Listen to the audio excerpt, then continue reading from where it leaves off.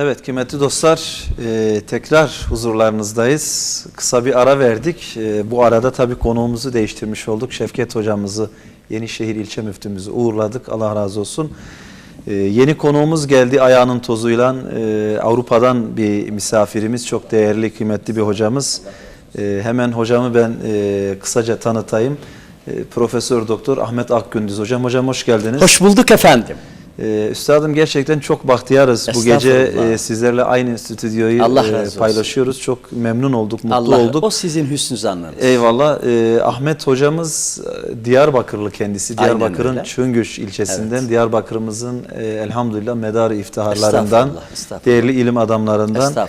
Rotterdam, yani Hollanda Rotterdam İslam Üniversitesi'nin rektörü kendisi. Evet. Kurucu rektörü müsünüz hocam yoksa? Benden önce olmuş. Evet. Ama asıl kurucu ve uluslararası akreditasyon bizimle oldu. Değil mi? Elhamdülillah. Tabii. Madem bunu dedik hocam, dilerseniz şöyle izleyicilerimizin de sizleri tanımaları için kısaca bir kendinizi ve üniversitenizi öncelikle tanıtmanızı Öncelikle istiyoruz. çok teşekkür ediyorum Rıfat kardeşime ve Uzay TV'ye. Eyvallah. Şimdi tabii ben 1955 yılında benim doğduğum zaman adı Elyos'tu. Sonra Malkaya köyü oldu. Şimdi de İlyas köyü oldu. Evet. Çıngüş'e 5 kilometre ötede bir köyün, yani Diyarbakırlıyım. Ben Diyarbakır kelimesini kullanmıyorum. Evet. Diyarbakır'ın hiçbir dilde manası yok.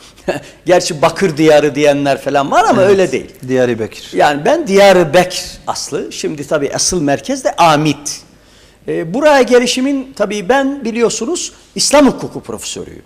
Ama 11 ciltlik Osmanlı kanunnamelerini yayınladığım için ve bir de Bilinmeyen Osmanlı diye eserimi yayınladığım için millet beni tarihçi zanneder. Evet. Halbuki İslam hukukçusuyum. Bu konuda ciddi çalışmalar yaptım. Elhamdülillah. Yani 4500 sayfalık İslam ve Osmanlı külliyatını yayınladım.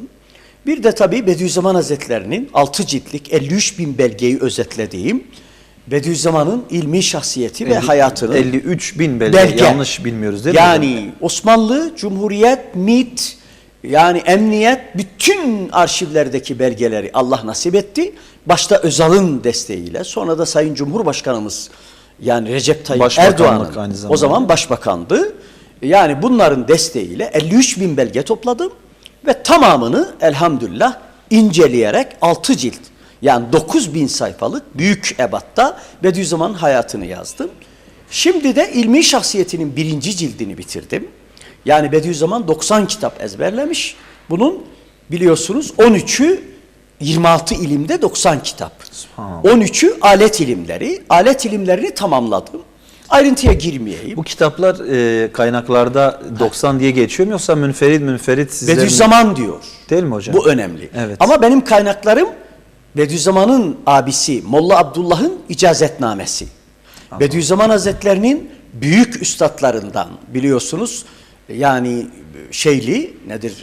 Doğu Beyazıtlı o Allame'nin hocası olan Fehim Arvasi Hazretlerinin icazeti.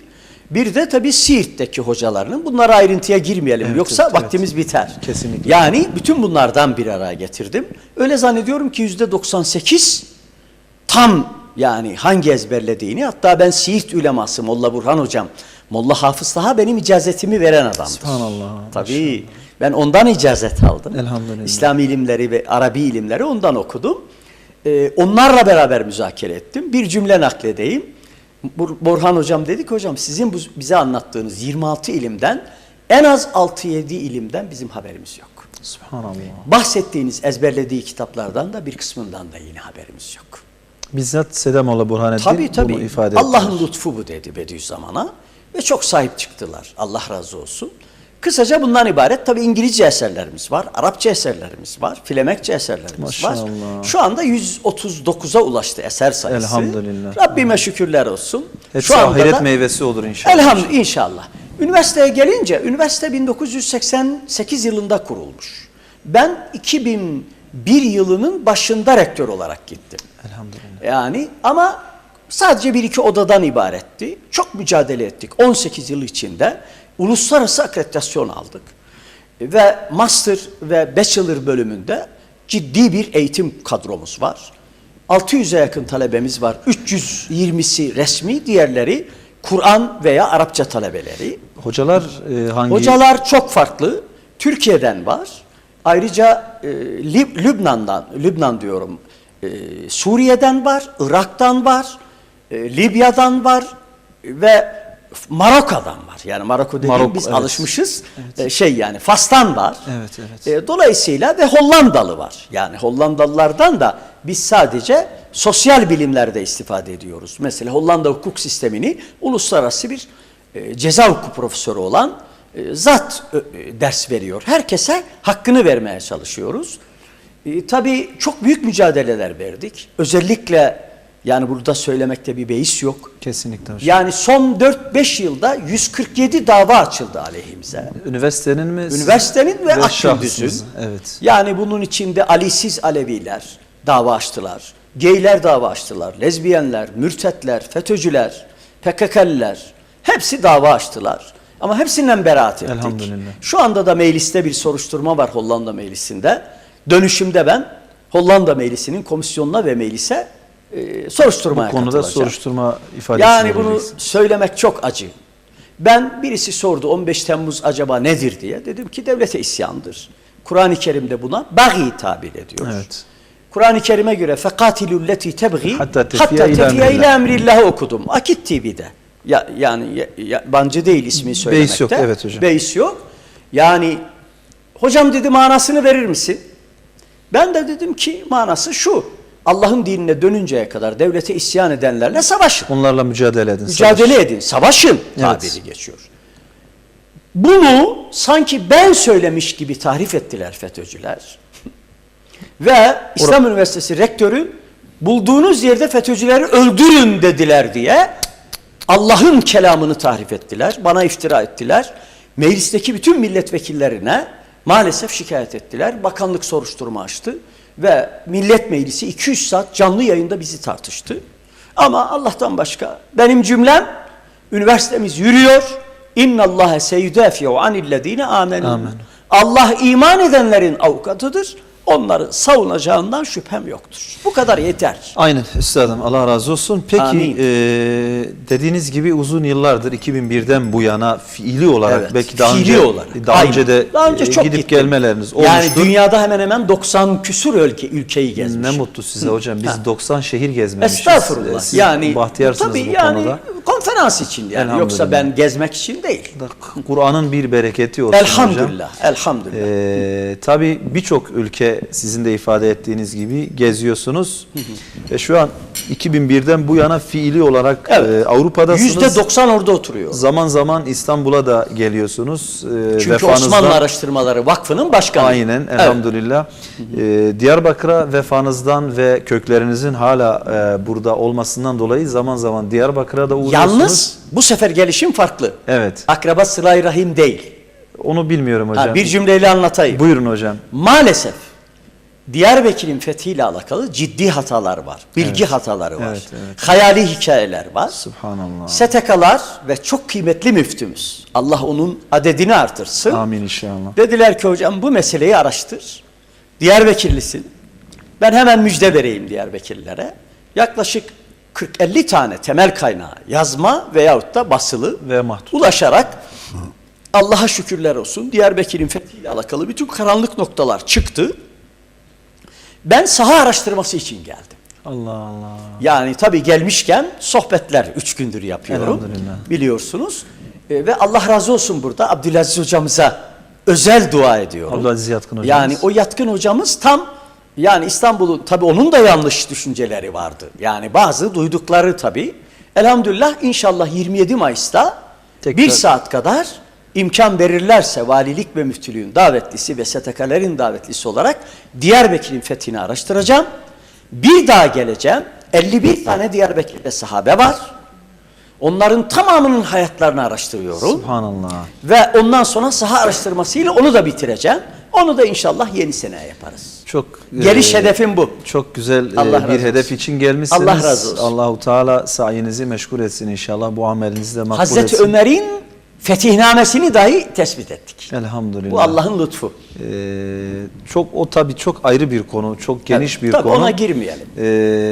Ve Onu inşallah Mayıs'ta geldiğimde anlatayım. İnşallah. Uzay TV'den anlatayım. Çok yani 1 saat program yapmak lazım. bahtiyar Diyarbakırlılar burası nasıl fethedilmiş, İslam diyarı olmuş onu dinlesinler. Mutlaka alacağız Peki. inşallah onu Sağ sizden olasın, hocam. sağ Bu olasın. fırsatı verirseniz çok memnun Tabii oluruz. şerefle. Uzun dönemdir dediğimiz gibi fiil olarak Avrupa'dasınız. İslam aleminde şu an bir ümitsizlik var. Evet. Bir kargaşa var, Evet. bir kan var. Gençlik değerlerinden kopuyor. Bu bir tarafa, yani bizim bir ümitsizliğimiz var, bu kesin. Aynen. Bu Hele kesin hocam. Avrupa'daki İslamofobiden sonra. Aynen ama Bir de Türkiye aleyhinde alçakça aldıkları kararlardan sonra. 2 gün önce sizi bir yerde dinleme fırsatım oldu Estağfurullah. canlı. Hakikaten çok şevk oldum ve Allah razı olsun. yeniden kendime geldim. Allah razı olsun. Avrupa'da olmanız hasebiyle Avrupa'da İslam'ın geleceğini nasıl görüyorsunuz? Hem hal hem istikbal. Yaşa be. Muhterem kardeşim, öncelikle beni Avrupa'daki, daha önce ben New York'ta bir üniversitede, yani yıllık 124 bin dolar maaşla doçent olarak, associate profesör olarak davet edildim. Evet. Ama ben bir kuruş maaş almadan bir sene görev yaptığım Rotterdam İslam Üniversitesi'ni tercih ettim.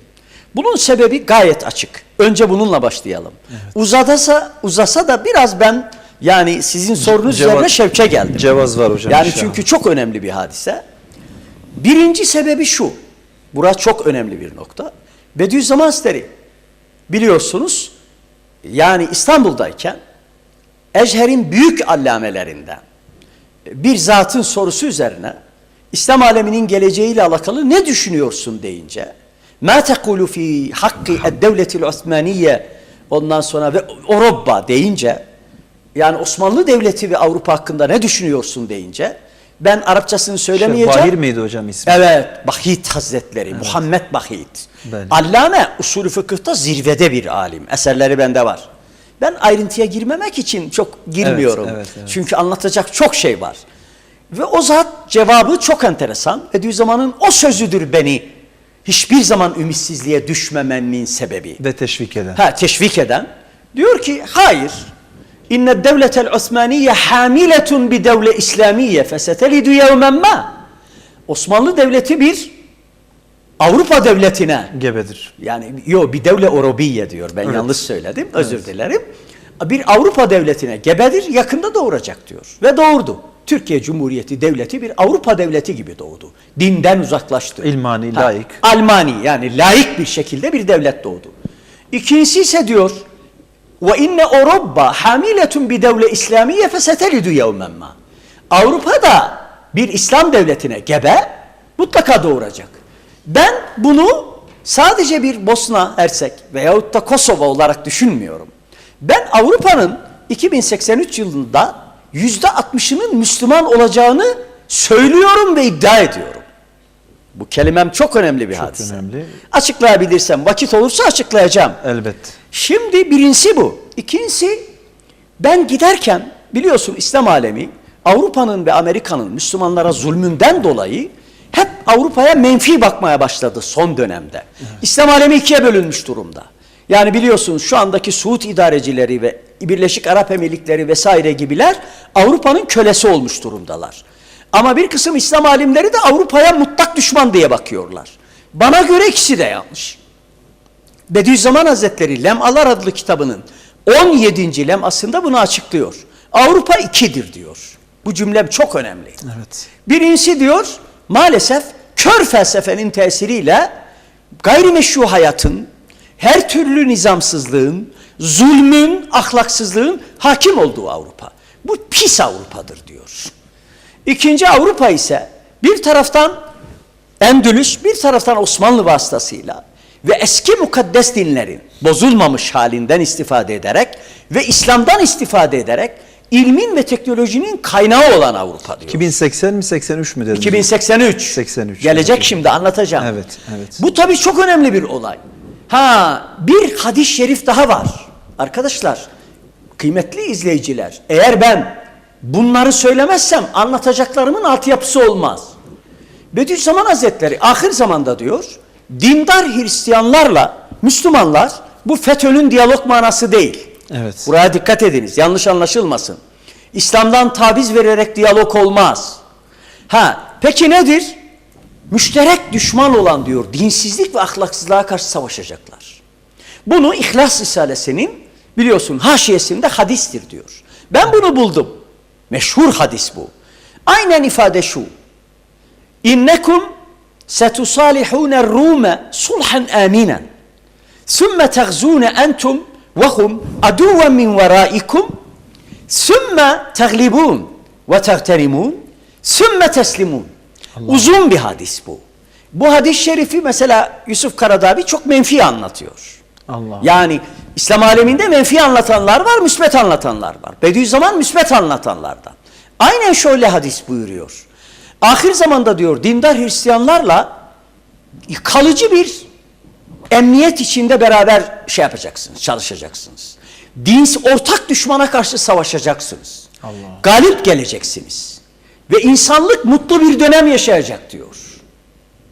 Ben bunun izahını çok alimlerden dinledim, tatmin olmadım. Ama Bediüzzaman 15. mektupta çok açık ifade ediyor. Müsaade ederseniz nakledeyim, arkasından Avrupa'nın geleceğine gireyim. Evet. Bunu anladınız değil mi? Evet üstadım. Şimdi gerçi bu da Avrupa'nın geleceği. Bu da Avrupa'nın geleceği. Muhterem kardeşim şunu bilmenizi isterim. Çok önemli bir nokta. Bu hadis-i şerifi 15. mektuptaki izahtan başka izah mümkün değil. Bediüzzaman Hazretleri Nüzul-i İsa'yı ele alıyor. Hazreti İsa'nın yere inişini biliyorsun bir kısım serseri ilahiyatçılar bunu inkar edecek kadar hadlerini aşmışlar bugünlerde. Keşke sadece bunu inkar et. Ya başka inkarlar da var. Evet. Allah akıl versin. İster büyük başların başına akıl versin. Yani Türkiye son 2,5-3 yıldır son senelerde ciddi bir manevi erozyonun altında. Buradan Diyanet de sorumlu, hükümet de sorumlu, Cumhurbaşkanımız da sorumlu. Kesinlikle. Allah hakkı takip edenlere yardım eylesin. Ona girmeyelim. Biz siyasetçi değiliz. Evet. Şimdi hem de siyaset döneminde konuşulmaz. Bediüzzaman Hazretleri diyor ki Allahu alem tevili şudur ki dinsizlik cereyanının galip ve hakim olduğu bir dönemde alem-i semavatta cismi bak dünyevisiyle bulunan Subhanallah. burası çok önemli. Yani dünyevi cismiyle bulunuyor Hazreti İsa. Alem-i semavat. Onun diyor şahs-ı manevisinden ibaret olan hakiki Hristiyanlık dini rahmet-i ilahiye semasından nüzul edecek diyor. Açıklıyor. İşte bunu FETÖ yanlış anladı. Evet. Bazıları diyor efendim bu FETÖ'nün pis şeyi yanlış şeyleri Bediüzzaman Said Nursi'nin izahlarındandır. Bunu söyleyenler alçaktır. Kesinlikle. Şerlidir, şerefsiz ve haysiyetsizdir. O zaman bütün batıl fırkalar Kur'an'ı okumuş batıla gitmiş. Haşa Kur'an'a mı dil uzatacak? Haşa. Yani FETÖ, Risavur'u okumuş bozulmuş diye üstada dil uzatanları Allah kahreylesin demiyorum, ıslah eylesin. Aynen. Burası çok önemli bir nokta. Beni kızdırdılar çünkü bugünlerde. Evet hocam. Şimdi gelelim devamına. Yani diyor. Bak önemli bir konu. Şu andaki Hristiyanlık diyor, hurafelerden ve tahriflerden sıyrılacak. Anladın değil mi? Evet üstadım. Ve diyor İslam'ın hakikatlarıyla birleşecek. Yalnız burada da FETÖ hata ediyor. Efendim onlar da mukaddes din mensubu biz de. Hayır. Bediüzzaman öyle demiyor. Bir zaman 28 Şubat döneminde Diyanet İnned dîne indallahi el İslam ayetini yasakladı. Bunu ben bildiğim için inkar ettiler ama doğru değil. Hutbelerde değil mi? Hutbelerde. Evet. Niye? Çünkü Amerika rahatsız oluyor diye. Avrupa rahatsız oluyor diye. Onu geçelim. Şimdi şuna enteresan. Bediüzzaman Hazretleri diyor ki İslamiyet metbu olacak. Yani ona herkes uyacak. Ama Hristiyanlık tabi olacak. İkisi diyor ittifak edince dinsizlik cereyanına galip gelecek diyor. Ve diyor Hz. İsa Aleyhisselam'ın manevi nüzulü budur diyor. Ama peki maddi nüzulü de olacak mı? O da olacak diyor. Ama biz onun üzerine girmiyoruz. Çok yakınları dışında kimse pek farkına varmayacak diyor. Tıpkı Hz. Mehdi gibi. Oraya girmiyoruz. Subhanallah. Şimdi burası çok önemli. Geliyorum demek ki benim Hollanda'ya gidişim. Hollanda Başbakanı, eski Başbakan Akgündüz. Ya senin hakkında metrelerce aleyhte dosyalar var. Her gün gazeteler aleyhinde yazıyor. Seni bu şevk ve aşka getiren nedir dedi. Dedim ki Peygamberimizin bu hadis-i şerifi ve bunun Bediüzzaman tarafından 15. mektupta açıklanışı. Sana dedim vereyim sözler kitabını, The Word'un kitabını verdim kendisine İngilizcesini elhamdülillah. o zaman. İngilizcesini verdim. Şimdi Flemenkçe de yayınladık. Yani Hollandaca da yayınladık. Hollanda dilinde. Şimdi geliyoruz. Avrupa'da İslam'ın geleceği ne olacak? Ama bundan sonra konuşulur ancak. Ondan sonra istediğin soruyu sor. Ben bunu bitireyim. Benimle program yapanlar pişman olurlar. Yok hocam, ben Hocam çok- araya giremiyorum çok diyor. Ya memnunum. ne yapayım? Çok konu var. Çok memnunum hocam. Çok konu var. Şimdi Rifat kardeşim çok önemli bir hadise. Avrupa'nın geleceğinden o kadar ümitliyim ki Elhamdülillah. şu anda Avrupa'da İslamiyet müthiş yürüyor. Anladın değil mi? Müşahhas misaller vereceğim. Ama ondan önce 2 olayı nakledeyim. Bunlardan birincisi Cenab-ı Hakk'ın ikramı olarak Bediüzzaman'ın açıklamaları. Bediüzzaman Kastamonu layıkasında Sure-i Fatiha'yı ve meşhur hadisi La tezalu taifetun min ummeti zahirine alel hak hatta ye'tiyallahu bi emrih. Kıyamet kopuncaya kadar ümmetimden bir taife, burada cemaati kastetmiyorum. Evet. Bir grup Bir grup. galibane ve zahirane İslamiyet'i müdafaa etmeye devam edecek. Bediüzzaman diyor ki Allahu alem. Benim diyor Kur'an'ın bu ayetlerinden ve hadisten çıkardığım 1506 Hicri yılına kadar bu gaybtan haber vermek değil. İşari tefsirdir bu. Kesinlikle. Bazıları gaybtan haber. Hayır öyle bir şey yok. Kesin de konuşmuyor. Ramiz var, işaret Ama var. bura önemli. Bura önemli. 1506 ne demek 1506 biliyor musunuz? 2083 ediyor. Allah Allah. İslamiyet diyoruz galibane ve zahirane devam edecek. Ben bunun ilk galibane yerinin Avrupa olduğuna inanıyorum. Bugün Misal vereceğim. Bugün baskın kültür Avrupa'dadır hocam. Tamam. Çin'i de istila Avrupa etmiş. oradan Rusya'yı üflüyor, da. biz burada oynuyoruz. Aynen. İnşallah Avrupa'dan İslamiyet üfleyeceğiz. Allah'ın izniyle. Şimdi birincisi bu. Buna ikram diyoruz. Gelelim istidraca. Kur'an-ı Kerim'de var. Biliyorsun senestedricuhum ve umli lehum inne keydi metin. Yani diyor biz ehli küfre istidraç veririz. İstidraç ne demek? Allah düşmanlarına Allah'ın verdiği olağanüstü başarı. Evet. Ona biz ikram demiyoruz. Demeyiz tabii. Sürçülisan oldu hocam. Yani anladın Ama yine değil mi? Allah'ın vermiş olduğu Ama değil. Allah olağanüstü Evet, başarı. tabii. Kim bu biliyor musunuz?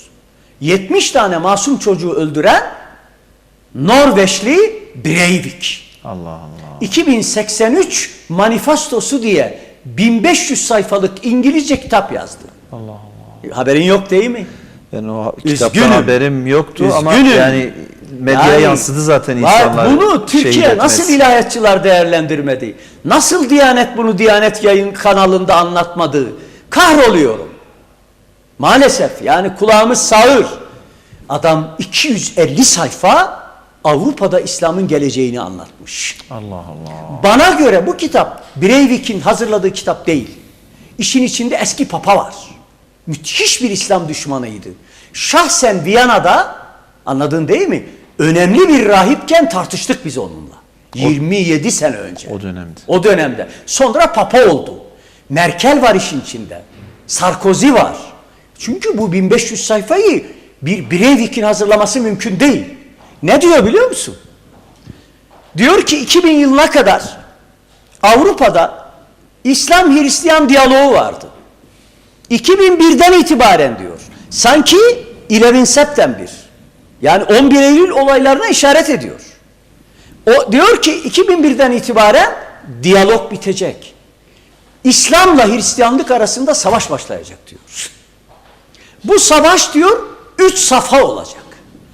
Birinci safha 2035'te bitecek. Ama diyor ne acıdır ki Müslümanlar galip, biz Hristiyanlar mağlup olacağız. Ve Avrupa'nın %20'si Müslüman olacak diyor. Allah Allah. Ben de aynı kanaatteyim. Bu olayı anlatayım, misaller vereceğim. İkinci safha diyor 2055. Maalesef yine Müslümanlar galip diyor. Ve diyor Avrupa'nın %35'i Müslüman olacak diyor. 2055. 2055. Allah Allah. Üçüncü safha 2083. Aynen Bediüzzaman'ınkiyle örtüşüyor. Buna tevafuk diyorlar biliyorsun. Evet. Bediüzzaman ikram yoluyla açıklıyor. İstidraç o yoluyla. istidraç yoluyla açıklıyor. Ve diyor 2083'te %60'ı Müslüman olacak Avrupa'nın diyor. Allah Allah. Ama 2084'te Müslümanları Avrupa'da öldürmeye ve Avrupa'dan kovmaya başlayacağız diyor. Aynen bu ifadeyi Amerika'daki dünyanın en meşhur Yahudi gazetesi olan The New York Times manşete çekti. Bundan 7-8 ay önce. Bende var. Şimdi peki hocam sen bunu söylüyorsun da bir taraftan İkram, Bediüzzaman'ın izahları, bir taraftan İslam düşmanı olan Breivik'in, hapiste hala biliyorsunuz, izahları. Yani. Peki buna dair emareler var mı? İşaretler var mı? Arkadaşlar var. Hal ne? Hal ne? Evet, günümüz. Halden anlat bize. Günümüzde yani. Hemen anlatayım. Bundan 4-5 sene önce Avrupalı Müslümanların toplantısı bizim üniversitede oldu. Yaklaşık bir 100-150 kişi. Aydın. Ama Münevver diye. Münevver Avrupalı Müslümanlar. Evet. Yani Türkler, Faslar, Kürtler veya diğer milletler katılamıyor. Allah Allah. Yani illa Avrupalı olacak. Adamlar bunu yapıyor. Avrupa kökenli Müslüman. Yani işte Bulgar olur. Anlatabildim mi? Yani aslen Müslüman olanları da kabul etmiyorlar. Yani Hristiyanken Müslüman olan Avrupalılar. Anladım. İngiliz'i, Fransız'ı toplandılar bizde. 150'ye yakındı. Yanlış hatırlamıyorsam. İş Danimarka'da Resulullah sallallahu aleyhi ve sellem aleyhinde bir karikatür olayı vardı. Evet. Herkes Danimarka'ya lanet okuyordu. İlginç bir şey bu. Sevinmemek mümkün değil. Evet. Danimarkalı bir Müslüman çıktı, dedi ki arkadaşlar bunu dedi İslam alemine ilan edersem bana hakaret ederler. Fakat dedi keşke bu alçak, Resulullah'a hücum eden alçak gibi bir iki kişi daha çıksa dedi. Herkes böyle dehşete kapıldı. Ya sen Resulullah'a hakaret edin. Hayır beyler dedi. Bir senede dedi Müslümanların nispeti, oranı %120 arttı dedi. 11 Eylül saldırısı. Hayır. Aynı şekilde yok hocam. O da öyle tabii Amerika'da. tabii. Ama ben bunu çok müşahhas olay anlatıyorum. Birebir orada yaşamış Birebir görmüşsünüz. yani bu. Dehşete kapıldım ben. Bakın benim bulunduğum Hollanda'da ciddi bir İslamileşme var. Bir örnek vereyim. Bütün Diyarbakır, bütün dünya Uzay TV'yi seyredenler zevkle seyretsinler. Hollanda şu anda birinci parti Özgürlükler Partisi. Onun başında Wilders denen İslam düşmanı var. Fitne diye Resulullah'ın aleyhine, Kur'an'ın aleyhine film çevirdi. Allah. Biliyorsun bütün İslam aleminde gösteriler yapıldı. Evet, evet. Milyonlarca Pakistanlı gösteriye çıktı. Evet. Bu alçağın 4 sene önce o benimle çok mücadele ediyor. Bol bol şikayet ediyor. Bu adamı kovun diyor. Bu adamın Partinin genel başkanı. partinin genel başkanı. Birinci parti. Şu anda birinci parti. Evet. Ama hükümette değil. Çünkü hiçbir parti onunla koalisyon kurmak istemiyor. Ama bunu iyi dinleyin. Bunun genel başkan yardımcısı olan bir zat diyorum, 4 sene önce Müslüman oldu. Subhanallah. Evet. Öyle Müslüman oldu ki biraz... Yani açıkça Oranı İslam evet aleyhtarlığı yapan adamın genel başkan yardımcısı. O da İslam düşmanıydı. Subhanallah. Yani neler konuşmalar yapmış. Müslüman oldu ama biraz Vehhabilerin etkisi altında Müslüman oldu. Ama daha güzelini haber vereyim. 3-4 ay önce bizim üniversitede Allah uzun ömür versin Muhammed Arap isimli dev bir icazetli alim ve hocamız olan bir zatın huzurunda şehadet getiren ikinci genel başkan yardımcısı Müslüman oldu. Allah Allah. Özgürlükçüler Partisi. Aynen. Şu anda geldi geçenlerde üniversitemize. Kur'an mealini verdik. Bizim tercüme ettirdik Hollandaca'ya. Bediüzzaman'ın Sözler kitabını verdik. Hastalar Risalesini verdik. Ve adam şu anda inşallah Arapçayı da öğrenip sizin bu üniversitede hoca olacağım diyor. Hocalık vasfı da var değil mi hocam? Doktora bitiriyor. Daha önce İslam'ın aleyhine kitap yazmak için başlamış doktoraya. Ve kitabını bitirmek üzereyken Müslüman oldu. Subhanallah. Yani daha başka şeyler var da ben fazla söylemek istemiyorum. Çünkü aman bizim üniversite misyonerlik okulu demesinler. Burası biz misyonerlik okulu değiliz ama İslam'ı tebliğ okuluyuz. Elhamdülillah. Ben öyle diyorum. Çekinmiyorum ben. Bir cümle daha söyleyeyim. Kimsenin başına silah dayayıp Hayır. Kimseye Kardeşim, para müsbet verip hareket ediyoruz. Kimseye para verip de yapmıyorsunuz. Müsbet hareket ediyoruz. Daha enteresanı Hollandalılara açıkça söylüyorum. Yani bunu söylediğim için çok rahat yürüyoruz. Anladınız değil mi? Elhamdülillah. Kusura bakmayın diyorum. Ben İslam'dan taviz vererek İslam'a hizmet edileceğine inanmıyorum. Ki nebevi metot bunu Bitti. gerektiriyor yani. FETÖ taviz verdi, battı. Anlatabildim mi? Şu anda Türkiye'de de tavizler var. Evet. Bazı müesseselerde ve devlet kademelerinde. Dikkat etsinler. Akibet vahimdir. Bunu ikaz ediyorum. Şimdi sohbet etmiyorum. Seçimlerden sonra gelir konuşurum. Misalleriyle birlikte. İnşallah. Şimdi, burası çok önemli Hollandalılara. Dedim ki, birinci kaidemiz bu. İkinci kaidemiz, eğer Müslümanların uyumunu istiyorsanız, hakiki İslamiyeti, doğru İslamiyeti anlatmaya müsaade edin bize. Allah. Asıl entegrasyon, uyumun siyaseti budur dedim. O zaman MİT Başkan Yardımcısı, Başbakan Müsteşarı, Eğitim Bakanı Müsteşarı beni 3,5 saat sohbet ettik, tartıştık. Bizim bir Rotterdam valisi var. Yani Marokan bir Müslüman ama çok İslam'dan taviz veren bir adam. Rotterdam valisi Valisi şu anda mı? Müslüman, Ahmet Ebu Talip. Allah Allah. Ama keşke Hristiyan kalsaydı diyecek kadar perişan durumdayız. Şimdi neyse yine de olsun. Dedim ki beyler, ben Ahmet Ebu Talip değilim. Ben Ahmet Akgündüz'üm. Dinimden taviz isterseniz üniversiteyi kapatır, güzelim İstanbul'uma dönerim. Bu yüzden hakkında 147 dava açıldı. Allah Allah. Hepsinden beraat ettik. MİT derken hocam oradaki... MİT oranın istihbaratı. Oranın istihbaratı. Şimdi MİT deyince kafam şey oldu. Bizim MİT'le alakası yok. Özür Evet. dilerim. İyi ki sordun çünkü millet yanlış anlar. Evet. Şimdi daha enteresan bir müşahhas misal vereceğim. Çok ilginç bir misal. Bir gün bir öğretmen arkadaş geldi. Kendisi Hollandalı, yeni Müslüman olmuş. Öğretmen. Dedi ki hocam biz Risale-i Nur'u tercüme ettik. 7 tane küçük Risale-i Nur'dan tercüme ettik. Osman Topbaş hocamın gayretiyle ve teşvikiyle Hz. Muhammed diye mükemmeldi. The Prophet Muhammed diye bir kitap tercüme ettik. Şu anda 35'e ulaştı ilmi yayınlarımız. İngilizce, Flemenkçe ve Arapça eserler yayınladık. Yani İure Press diye bir yayın evimiz Üniversitenin var. Tabii yayın evi var. Şu anda hemen hemen Avrupa'nın çoğu üniversitelerinde ders kitabı okutuluyor. Benim Introduction to Islamic Law, Islamic Private Law, Islamic Public Law kitaplar. Allah'a şükrediyorum. Geldi, dedi ki hocam ben bu Kur'an-ı Kerim meali alacağım 10'ar tane. Ama içinde Kur'an yazısı olan değil, o pahalı biraz. Küçük 5 euroluklardan alacağım. İndirim yapabilir misin? Bir de dedi Hastalar Risalesi ve Küçük Sözleri. İnsan Risalesi diyen eşit. Bunu diyen kimdi hocam tekrar? Bunu diyen Hollandalı bir öğretmen. Evet. Yanında da bizim hocalarımızdan biri. Dedim ki ya %70 indirim yapıyorum. Bizim hedefimiz para kazanmak değil ki. Anlatabildim? Allah Allah gitti. 6 ay sonra tekrar geldi. Bu sefer 50'şer tane almak istiyor. Dedi ki hocam 10 tane Hollandalı öğretmene verdim. 7'si Müslüman oldu hocam. Subhanallah. Dedi. Ya. Hocam biz bunları üzerine para vermemiz gerekiyor. Ah güzel kardeşim. Keşke Diyanet İşleri Teşkilatı da biraz şuurlu olsa. Subhanallah. Yani biraz şuurlu olsa. Yani dinimizin öz Avrupa'yı kitabını ihmal ediyorlar. biz nasıl parayla satıyoruz? Vizyonumuz Avrupa'da.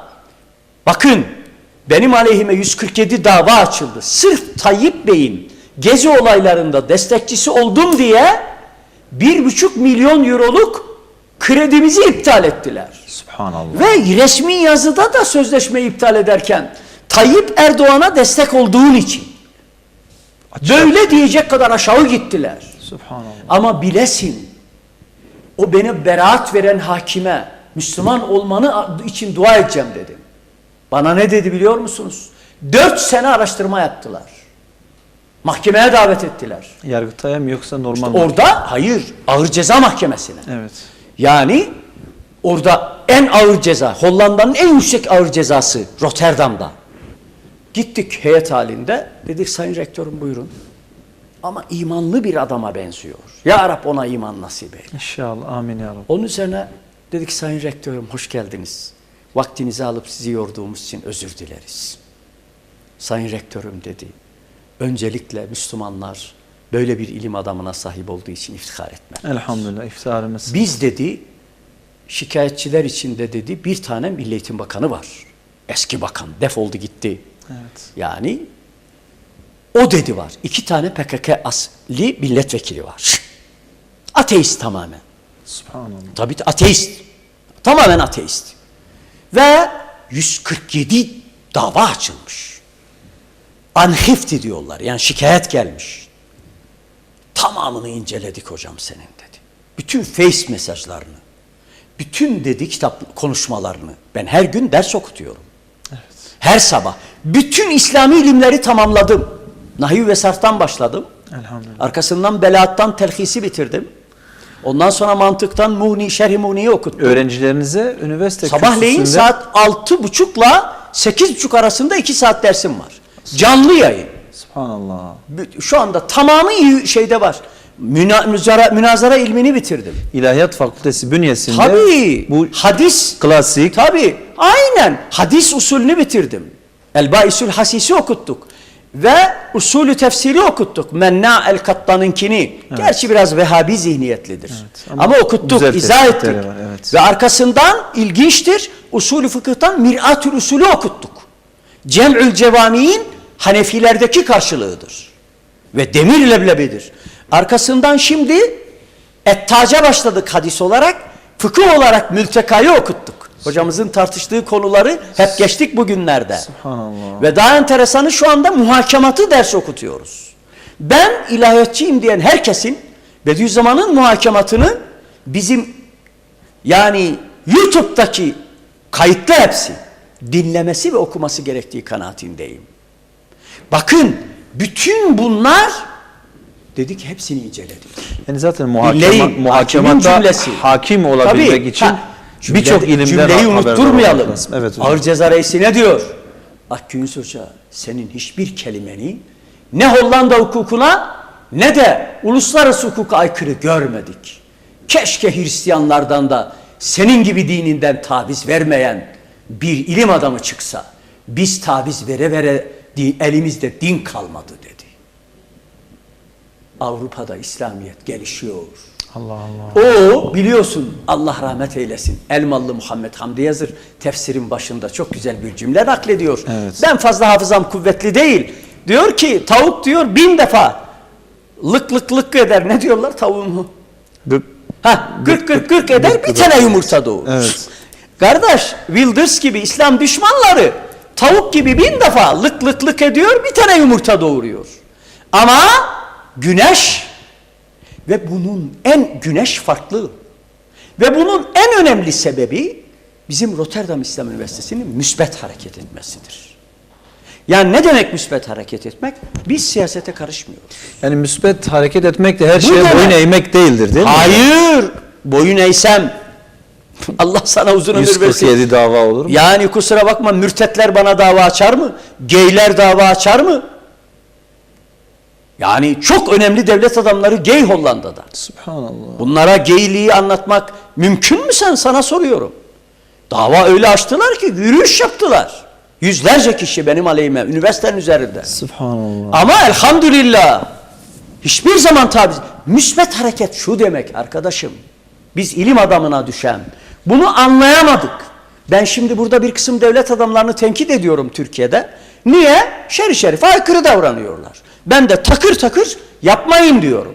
Efendim sen bunlara muhalif misin? Ulan ben siyasetçi değilim ki muhalif olan. İlmi muhalefeti. Bediüzzaman diyor ki muhalefet 2 kısımdır. Ne olur bunu söyleyeyim. Bitireceksek bitirelim. Yok hocam devam. Hayır saat kaç oldu? Devam hocam devam. Kaç ediyor. saat? 20 geçiyor yarım saatimiz var 20 hocam. neyi geçiyor? 23'ü 20 geçiyor hocam. Oo, ben yarın 5.50'de uçağa bineceğim. 4'te kalkmam lazım. Evet. Ya onun için Uçakta biraz kestirirsiniz yani inşallah. kestiririm hocam. inşallah. Ve biliyorsun bir gün bile durdurmadı Hollandalılar.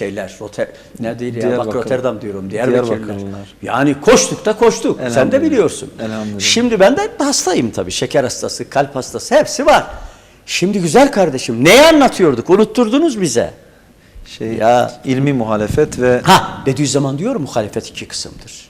Bunu milletvekillerine anlattım. İlim adamı profesörlere anlattım. Birisi dedi ki keşke imkan olsa da Akgündüz dedi profesör. Avrupa parlamentosunda bunu açıklasan dedi. Allah Allah. Biz dedi bunu bilmediğimiz için perişanız. Nedir o? Bir misalle bitireceğim bunu. Önce buna Bediüzzaman diyor muhalefet iki kısımdır. Birincisi diyor ilmen ve fikren muhalefettir diyor.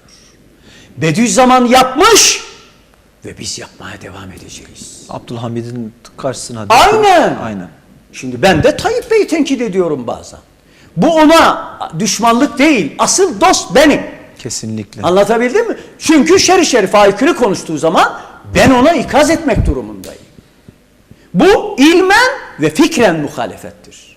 İkinci muhalefet ise diyor Bediüzzaman, Kur'an ikisinden de bizi nehyetmiştir diyor. Neymiş o? Men etmiştir diyor. Nedir o? Siyaseten muhalefet. Yani bir alim İlim adamı. alimlik sıfatıyla gidip de siyasi parti kurup dini kullanıp muhalefet yapamaz. Yapacaksa gitsin parti kursun, ilim adamlığını ayrı mesele ayrıca kullansın. İkincisi asıl önemli, kuvvetle muhalefet yapamaz diyor. Kuvvet demek ne demek? FETÖ'nün yaptığı devlete isyan edemez. Devlete karşı silah kullandı. Ben bunu anlattım. Bunu dedi bütün Müslümanlara anlatmamız lazım. Bir de bir olay anlattım. Anlatayım mı onu da? Buyurun hocam. Bununla alakalı. Bir gün ben rektörlük odamda oturuyorum. Öyle Türkiye'deki bir lüks odam yok. Kitaplarla dolu bir odam var. Elhamdülillah. Baktım birisi kapıyı çalmadan girdi. Bir Arap tüccarmış. Filistinliymiş. Girer girmez selam verdi. Dedi ki Doktor Akgündüz, hel ente?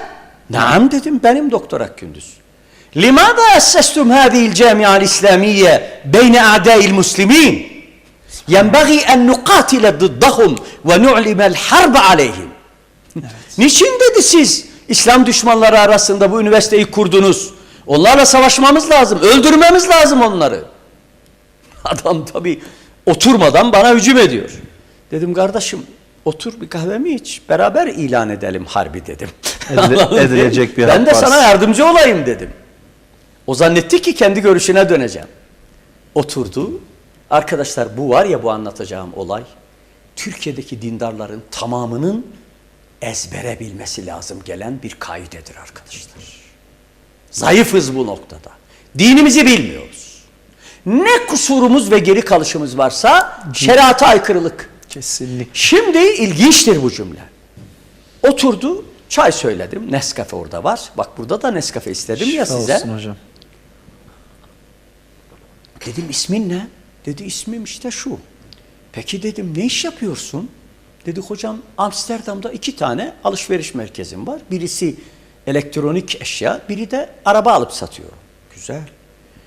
Ne kadar zamandır Amsterdam'da kalıyorsun? Dedi 30 küsur sene. Şimdi 33 sene oldu. Evet. Çünkü geleli 3 sene oldu. Dedim peki 30 küsur senede kaç tane gayrimüslim öldürdün dedim.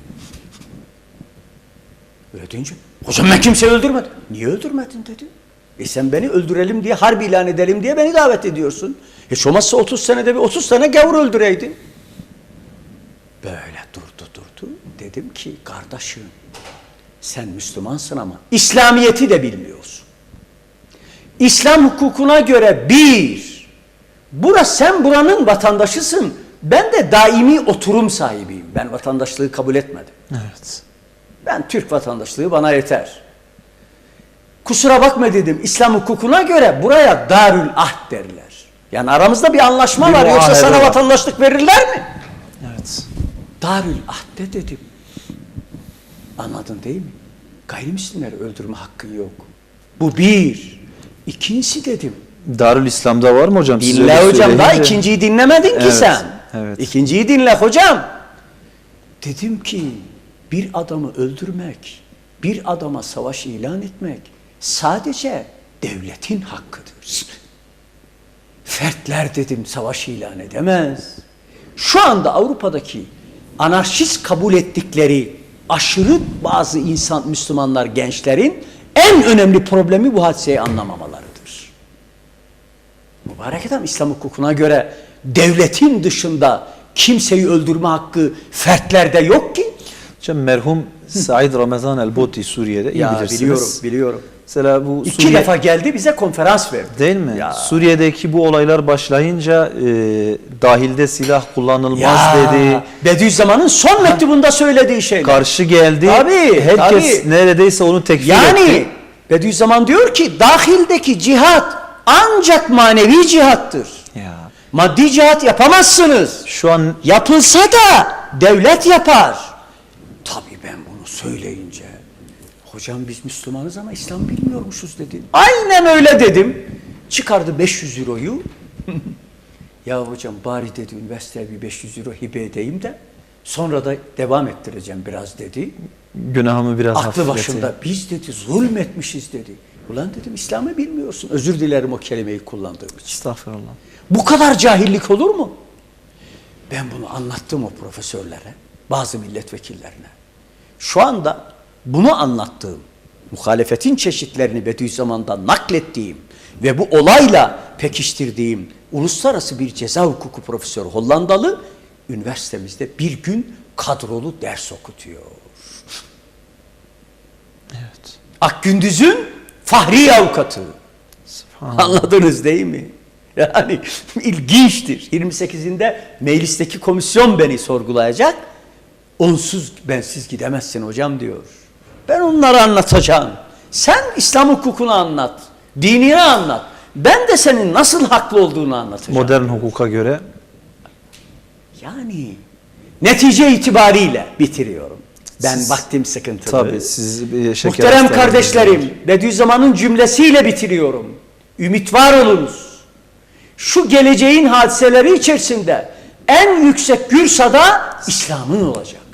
Ben 2083'e kadar Avrupa'da İslam'ın o Breivik'in dediğine yakın bir şekilde, belki fazla bir şekilde hep artacağı kanaatindeyim. Şahsen de görüyorum. Eğer Wilders'ın genel başkan 2 yardımcısı Müslüman olduysa Müslüman olmayacak Avrupa Bediüzzaman'ın dediği gibi vicdanı çürümüş, sefaatten dolayı bitmiş insanlar dışında İslam'a gelecekler. Yeter ki doğru İslamiyeti ve İslamiyete layık doğruluğu yaşayalım. sözlerimizle, hareketlerimizle, fiillerimizle yaşayalım ve onlara gösterelim. Sabırla dinlediğiniz için, biraz da kızgın konuştuğum için. Çok bana güzel diyorlar ya konuştunuz döveceksin hocam. bizi. Ya ne yapayım, yaratılışım bu. Teşekkür ediyorum. Vaizlik geçmişiniz de var biraz Her şey var. imamlıktan İmamlık var, dolayı. vaizlik var. Ay, hepsi var. Elhamdülillah. Biraz Teşekkür üniversitenizden de bahsetmek istiyorduk ama Kas. yorgunsunuz. İnşallah Kas. başka bir zamana. Ben çünkü hakikaten yoruldum. Çok, bir de çok- yarın sabah 5.50'de uçacağım. Evet, çok Onun memnun için oldum. dua etmenizi istiyorum. İnşallah Allah razı olsun izleyicilerimizden Rıfat de- kardeşim. Hiç size söz hakkı vermedik. En çok beni böyle tenkit ediyorlar. Biz her gün konuşuyoruz karşındaki hocam sus. burada. Dedim kardeşim önemli olan hakikatleri anlatmak. Akgündüz Hoca 40 yılda bir Estağfurullah. uzay habere yolu düşmüş de konuşturmaz mıyız hocam? Keşke hiç Estağfurullah. konuşmasaydık. Estağfurullah. Ama arada bir Yo, konuyu açmak çok için. güzel sunuculuk yapıyorsun. Estağfurullah baş tacısınız. İhlasınla yeter. Estağfurullah bizim Allah razı hocam olsun. hediyesiniz Allah hocam. razı olsun.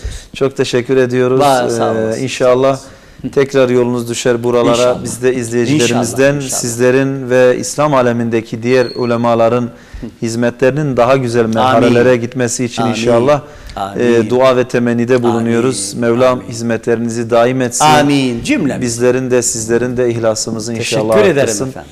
Kıymetli dostlar, bu gece çok farklı, aykırı diyeceğim, aykırı bir konuğumuz vardı. Çok memnun olduk gerçekten. Birazcık vaktinden erken kapatacağız ama tabii araya gitmedik, reklama gitmedik. Bir reklam daha vermemiz gerekiyordu. O hakkımızı da o şekilde kullanmış olduk. İnşallah önümüzdeki hafta farklı bir konu ve konuklarla inşallah huzurlarınızda olacağız. Şimdiden hepinizi Allah'a emanet ediyoruz. Cumanız mübarek olsun efendim. Allah razı olsun.